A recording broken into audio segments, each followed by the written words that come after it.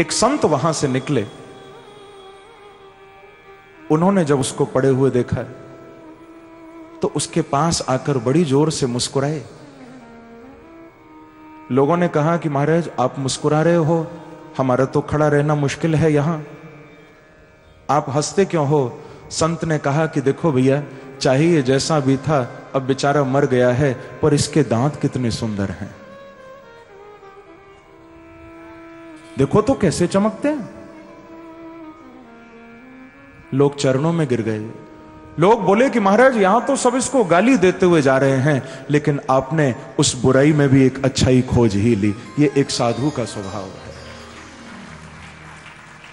आपने इतने दोषों में भी एक गुण निकाल ही लिया।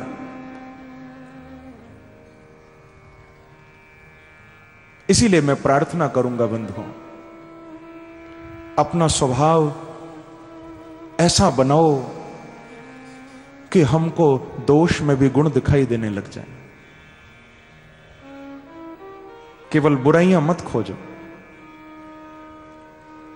और खोजने की इतनी ही आदत पड़ गई है तो शास्त्र आज्ञा है कि फिर दूसरे की नहीं, फिर अपनी खोजो। यदि दोष देखने का इतना आपका स्वभाव बन गया, आपका नेचर ऐसा हो गया है कि आपको बुराइयां खोजना अच्छा लगता है, तो फिर अपनी खोजो ना। तभी तो कबीरदास जी ने कहा कि बुरा जो देखन में चला तो बुरा न मिलया को, और जो दिल ढूंढा आपना तो मुझसे बुरा न को। जब अपने अंदर झांक कर देखा तो जितनी बुराइयां अपने अंदर थीं किसी के अंदर नहीं मिली। हकीकत तो यह है बंधुओं, आपको बात अच्छी लगे तो मान लेना, नहीं अच्छी लगे तो मत मानना। मुझे तो ऐसा ही लगता है कभी कभी कि यदि बाहर बुराई दिखाई देती है तो बुराई बाहर नहीं होती, बुराई अंदर ही छुपी होती है। यदि अच्छाई का दर्शन बाहर होता है तो वो अच्छाई भी बाहर नहीं होती, अंदर ही होती है। क्योंकि यो ब्रह्मांडे सो ही पिंडे, जो अंदर है वो ही बाहर है, जो यहां भरा होगा वो ही बाहर दिखाई देगा।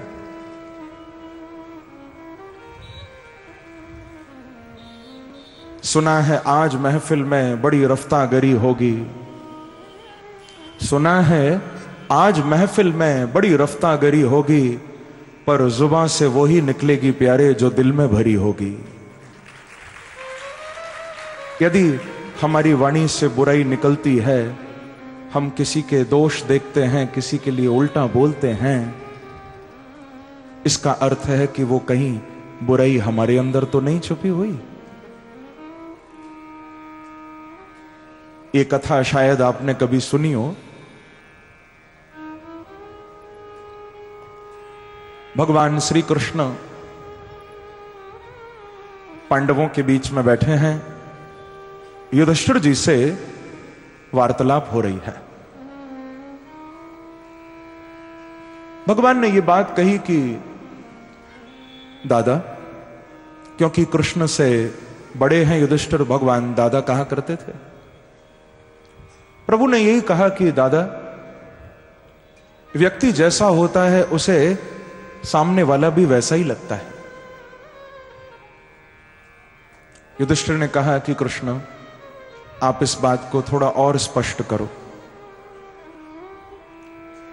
तो मेरे प्रभु ने उसी समय दुर्योधन को बुलाया। भगवान ने कहा कि दुर्योधन, आज एक जरूरी काम आ गया, क्या आप हमारे लिए करोगे?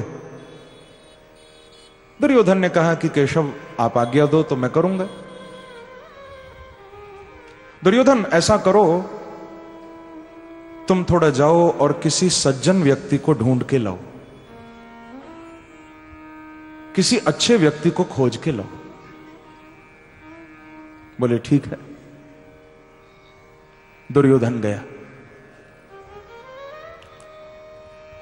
खूब ढूंढा, खूब खोजा, शाम को लौट के आया। भगवान ने पूछा कि कोई मिला?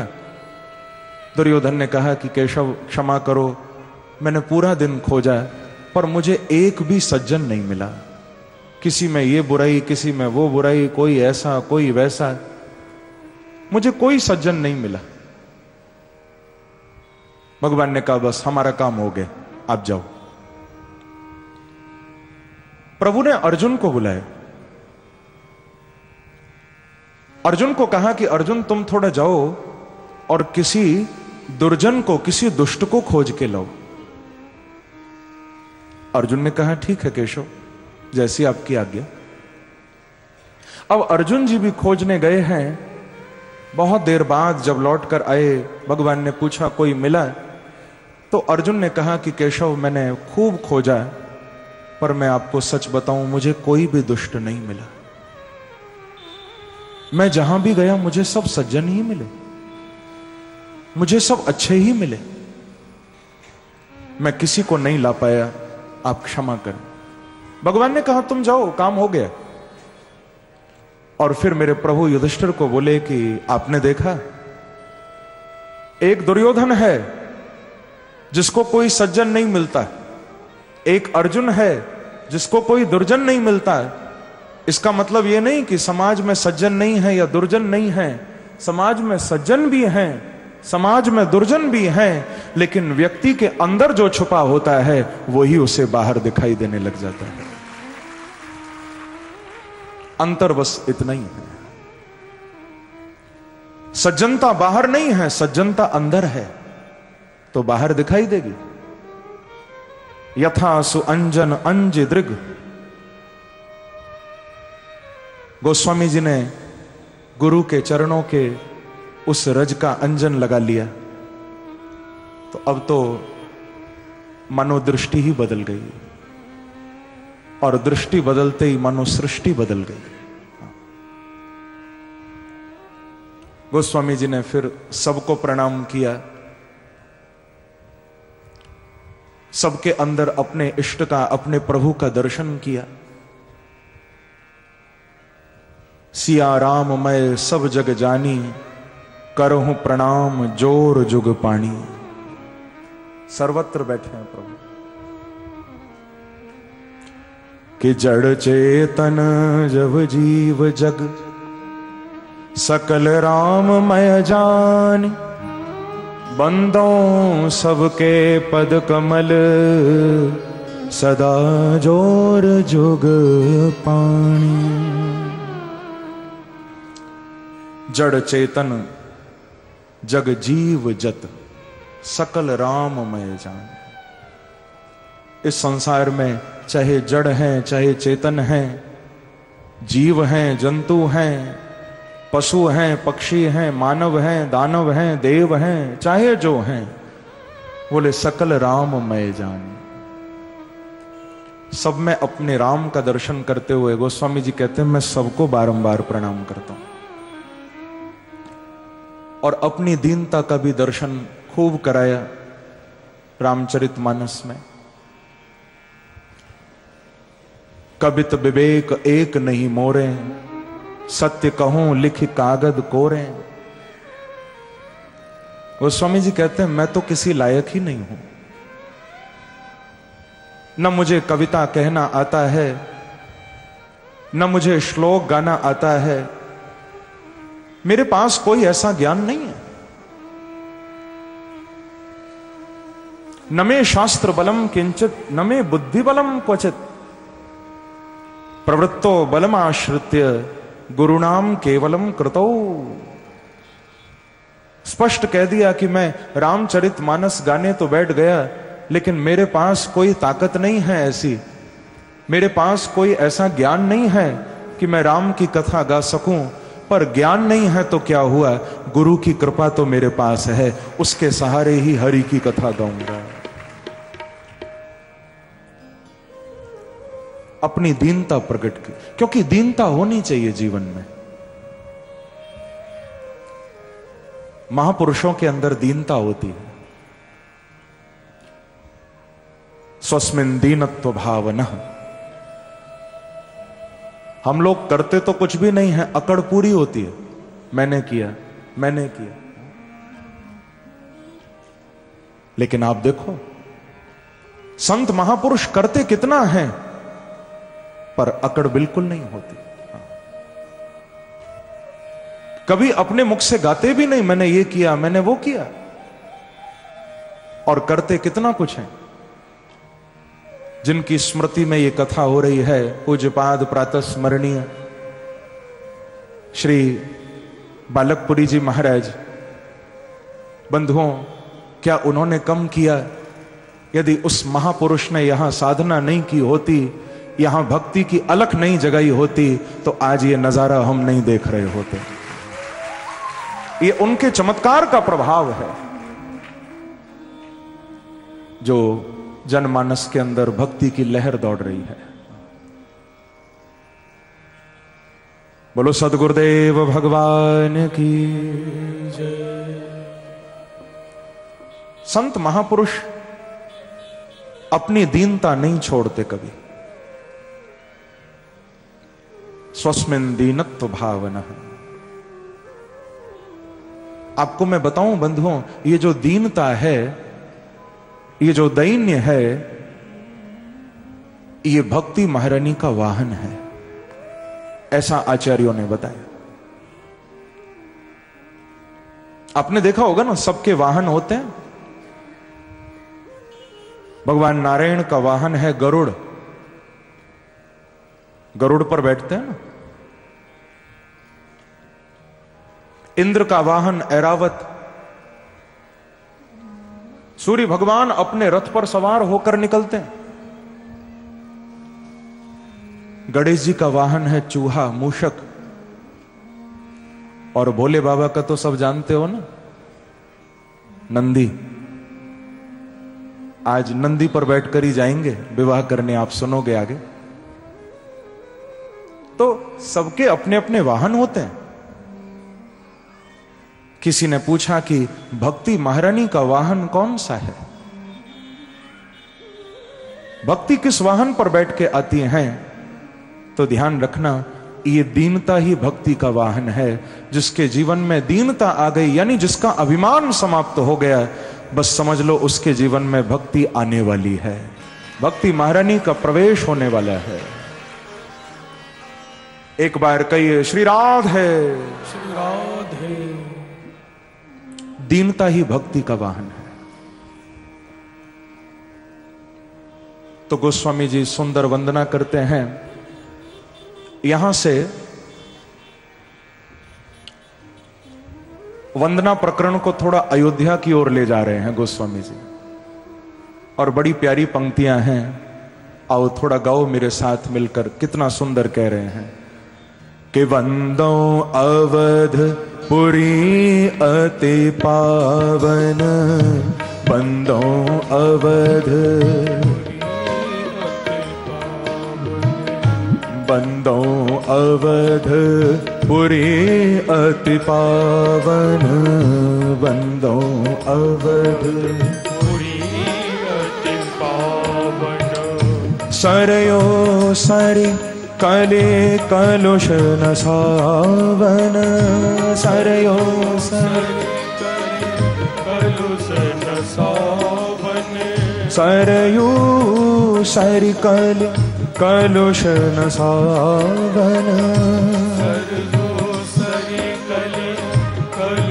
सब गाओ।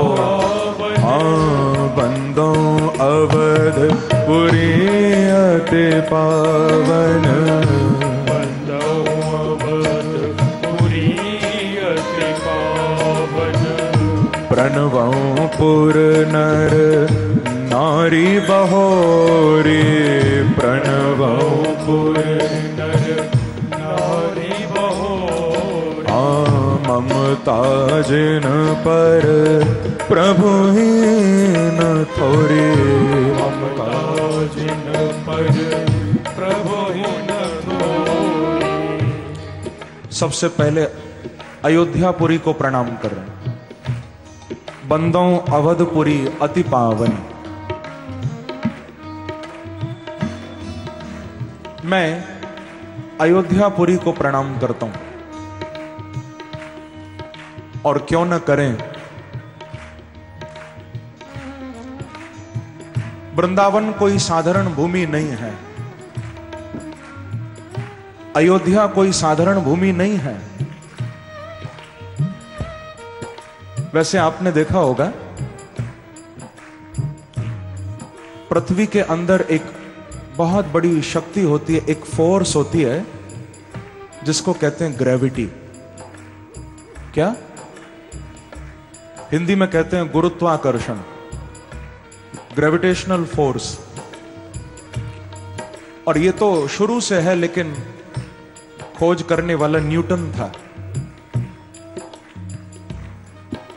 और खोज भी बड़ी कमाल हुई थी। न्यूटन के सिर पर सेब गिरा था, ऐसा कहा जाता है। पेड़ के नीचे बैठा था और सेब ऊपर से गिरा, तो उसको लगा कि ये अपने आप क्यों गिरा। तब फिर उसने रिसर्च किया कि एक फोर्स है इस पृथ्वी में जो ऊपर की चीजों को नीचे खींचती।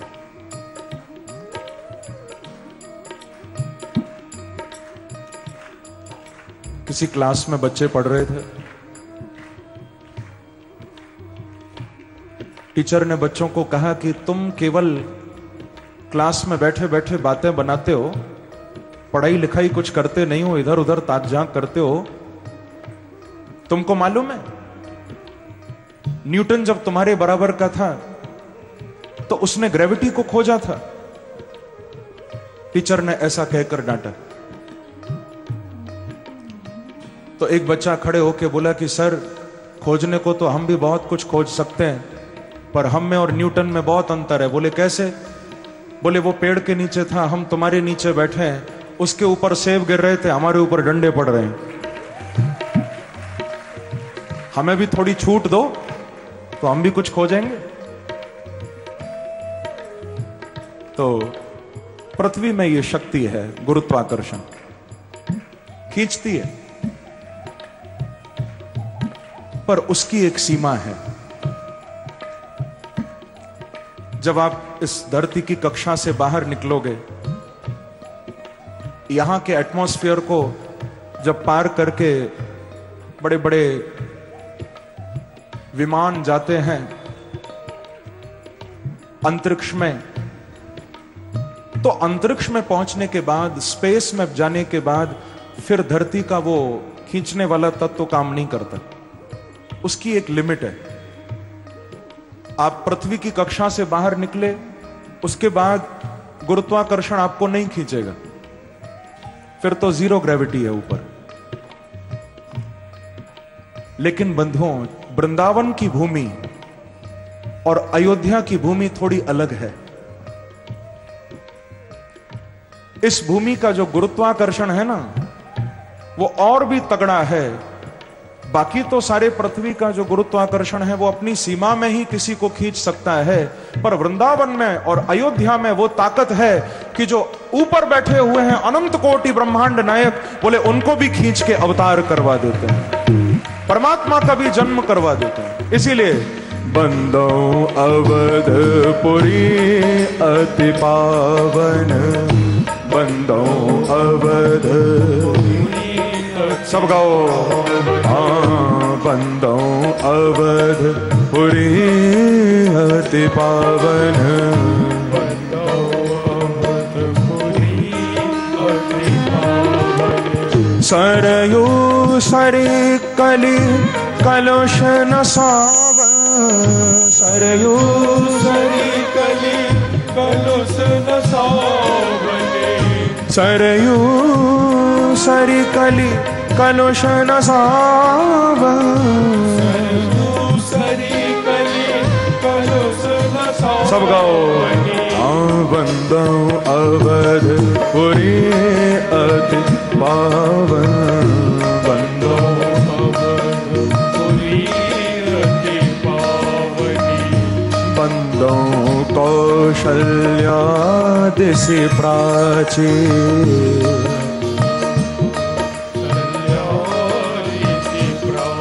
ओ की कीरति जासु सकल जग माचे।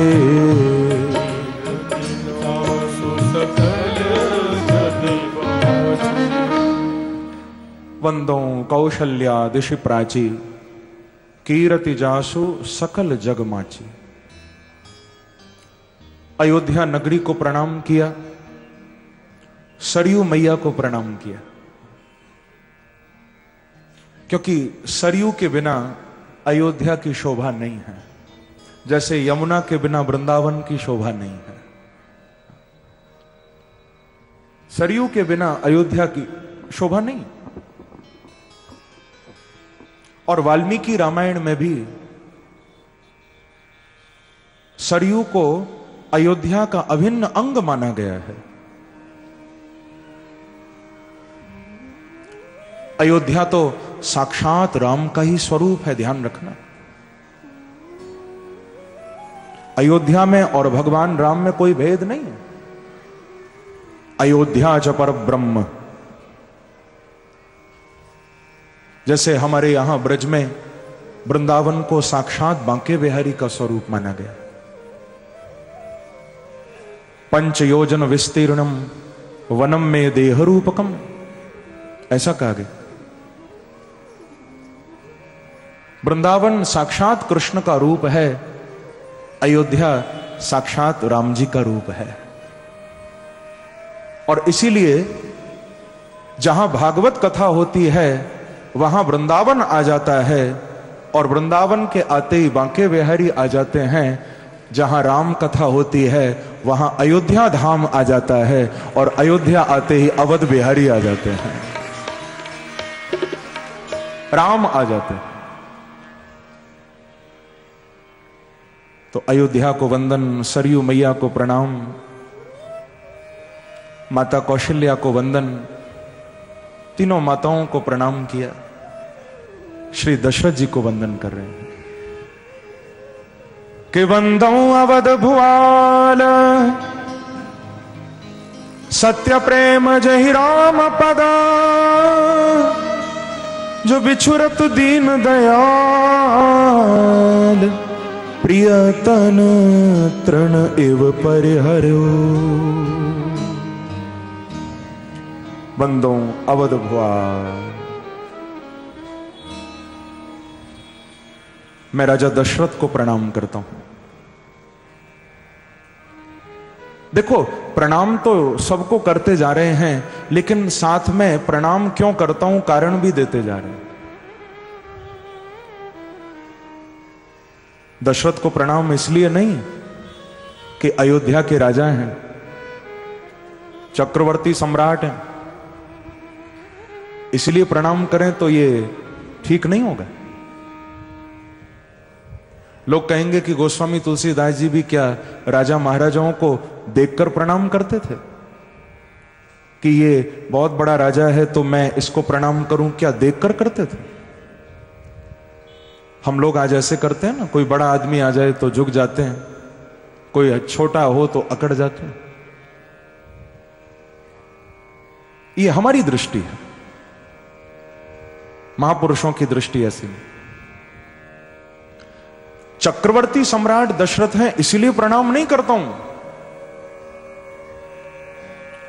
उनके पास अलौकिक संपत्ति इसलिए वंदन नहीं करता हूं। मैं महाराज दशरथ को इसलिए प्रणाम करता हूं क्योंकि उनको यह सौभाग्य मिला कि वो भगवान राम के पिता बन पाए। राम ने उनको अपना पिता मान लिया, इसलिए मैं उनको प्रणाम करता हूं। और राम के चरणों में जिनका सत्य प्रेम था, सत्य प्रेम जेहि राम पद। प्रेम तो हम भी भगवान से करते हैं, लेकिन हमारा प्रेम सत्य प्रेम नहीं होता।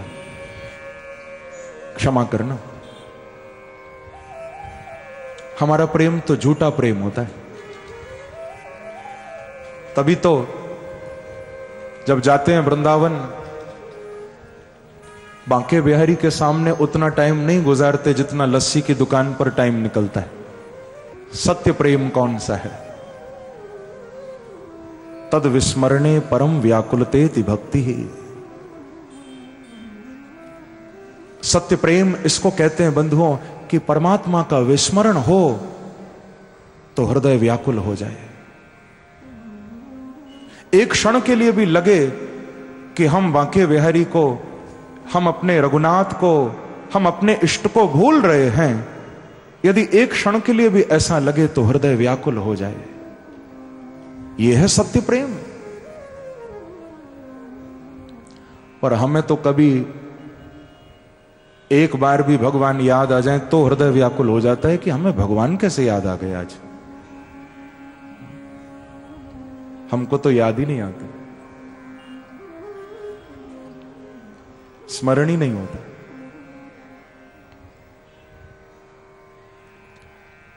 लेकिन याद करो, सतत रूप में परमात्मा का स्मरण होना ही भक्ति है। ऐसा नहीं कि सुबह 5 बजे ही याद करना है, या सुबह 8 बजे ही याद करना है, या शाम को 5 बजे याद करना है, या रात को सोते समय याद करना। एवरी टाइम परमात्मा को याद करने का कोई समय नहीं है, हर समय याद करो। सारे झगड़े खुदा के होते हैं, लोग पुतले खता के होते हैं, बात नीयत की सिर्फ है, वरना वक्त सारे दुआ के होते हैं। आपकी नीयत है या नहीं, दुआ तो कभी भी कर सकते हो, इबादत तो कभी भी हो सकती है, पुकार तो कभी भी सकते हो उसको। दशरथ जी का अखंड प्रेम राम के चरणों में था। और आगे आप सुनोगे, जब राम का बिछोह हुआ, जब वन चले गए मेरे प्रभु, तो दशरथ जी केवल 3 दिन तक प्राण बचा पाए थे। और बिछुरत दीन दयाल प्रियतन तृण एव परिहरो। प्रियतन, जब राम बिछड़ गए तो अपने प्रिय शरीर को दशरथ जी ने राम के लिए छोड़ दिया। यह था सच्चा प्रेम। आज कोई छोड़ेगा? सच्ची बात है बंधुओं, अपने तो केवल भगवान ही हैं। इसीलिए तो भक्त गाया करते हैं कि दम दा भरोसा यार, ओ दम आवे ना वे। गाओगे मेरे साथ? वैसे मुझे इतनी पंजाबी तो आती नहीं है, आपको आती है? कौन कौन गाएगा? तो सब मिलकर गाओ मेरे साथ। हो कि दम दा भरोसा यार, ओ दम आवे ना आवे। हो कि दम दा भरोसा यार, ओ दम आवे ना आवे। हो कि दम दा भरोसा यार, दम आवे ना आवे। कि दम दा भरोसा यार, दम आवे ना आवे। हो इस जीवन दे दिन 4, हो इस जीवन दे दिन 4, ओ दम आवे ना आवे। कि दम दा भरोसा यार, ओ दम आवे ना आवे। कि दम दा भरोसा यार, दम आवे ना आवे। ओ कि दम दा भरोसा यार, दम आवे ना आवे। कि दम दा भरोसा यार, दम आवे ना आवे। सब गाओ। इस जीवन दे दिन 4, ओ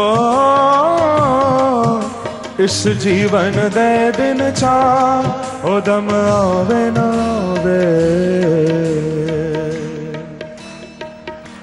ओ कि दम दा भरोसा यार, दम आवे ना आवे। कि दम दा भरोसा यार, दम आवे ना आवे। ओ कि दम दा भरोसा यार, दम आवे ना।